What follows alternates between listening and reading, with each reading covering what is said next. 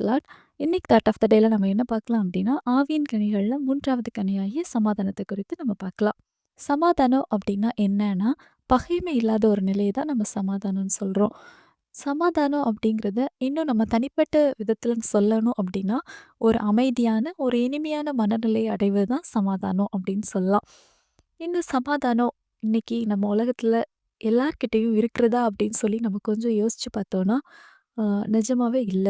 அ சொல்லப்போனா நம்ம நம்ம மனசுல கூட நம்ம வீட்ல இருக்கவங்க, நம்ம உறவினங்க, நம்ம ஃப்ரெண்ட்ஸு, நம்ம கூட வேலை பார்க்குறவங்க, எல்லார் மனசுலயும் ஏதோ ஒரு விதத்துல சமாதானம் அப்படிங்கிறது வந்து இல்ல அப்படின்னு நம்ம சொல்லலாம்.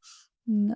இந்த சமாதானம் வந்து இன்னைக்கு எங்க கிடைக்கும் அப்படின்னு சொல்லி ஏங்குறவங்க தான் அநேகர் இருக்கிறாங்க. எனக்கு எங்க போனா இந்த சமாதானம் கிடைக்கும்? என் வாழ்க்கையில ஒரு நிம்மதி இல்லையே! நெறைய பிரச்சனைகளும், குழப்பங்களும், பாடுகளுமாகவே தானே இருக்கிறது அப்படின்னு சொல்லி நெறைய பேர் ஏங்கிக்கிட்டு இருக்கிற இந்த நாட்கள்ல, இந்த சமாதானத்த எங்க கிடைக்கும் அப்படின்னு சொல்லி நம்ம பார்க்கலாம் அப்படின்னா, அ வேதாகமத்துல நம்ம ஒரு வசனம் இருக்கிறது. ரோமருக்கு எழுதின நிருபம் 5ஆம் அதிகாரம் 1ஆம் வசனம் இப்படி சொல்கிறது. நம்முடைய கர்த்தராகிய இயேசு கிறிஸ்து மூலமாய் தேவனிடத்தில் சமாதானம் பெற்றிருக்கிறோம் அப்படின்னு சொல்லியிருக்கிறது. அப்ப நமக்கு சமாதானம் எங்க கிடைக்கும் அப்படின்னா, ஏசப்பா கிட்ட மட்டும் தான் கிடைக்கும்.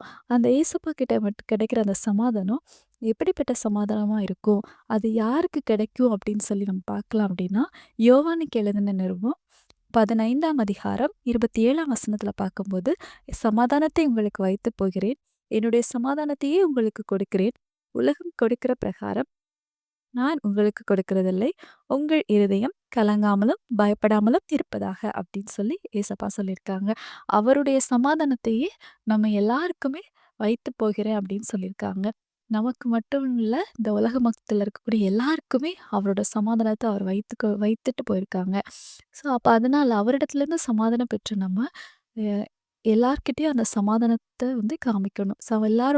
எல்லாருடனும் நம்ம சமாதானம் பண்ணுகிறவர்களா நம்ம காணப்படணும் அப்படின்னு சொல்லி ஏசப்பா விரும்புறாங்க.